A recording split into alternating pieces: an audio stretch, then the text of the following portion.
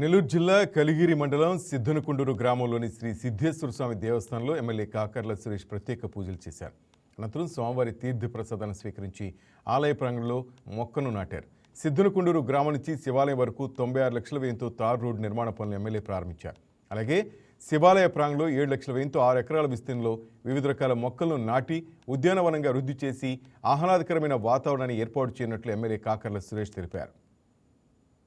కట్టిన గుడి ఇది చోళరాజులు నిర్మించిన గుడి. ఎంతో ప్రత్యేకత ఉంది. ఇటు పక్క శివరాత్రి జరిగేటప్పుడు ఎంతో వైభవంగా తిరణాలు జరిగే పరిస్థితి. పక్క ఊళ్ళ నుంచి కూడా, పక్క పంచాయతీల నుంచి, కలిగిరి నుంచి కానీ, మన ఉదయగిరి నియోజకవర్గం నుంచి కూడా చాలా మంది భక్తులు ఇక్కడికి వచ్చే పరిస్థితి. దీనికి దృష్టిలో పెట్టుకొని ఈ సిద్ధనకుండూరు పంచాయతీలో మనం ఏం చేయాలని ఒకసారి ఆలోచన చేసుకొని గొప్ప కార్యక్రమాలకి మనం రూపకల్పన చేయడం జరిగింది.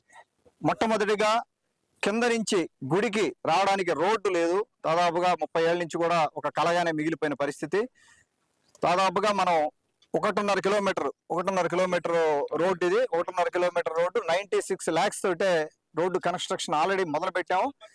అతి త్వరలో ఈ రోడ్డు పూర్తి అయ్యే పరిస్థితి శివరాత్రి లోపలే.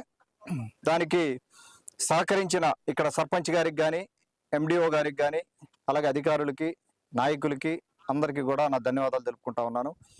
అలాగే మనం సిద్ధనకుండూరు పంచాయతీలో 24 లక్షలతోటే సీసీ రోడ్డు కూడా వేసుకోవడం జరిగింది. ఇంకా కొంత మిగిలి ఉంది. అవి కూడా మనం చేయబోతా ఉన్నాం రాబోయే రోజుల్లో.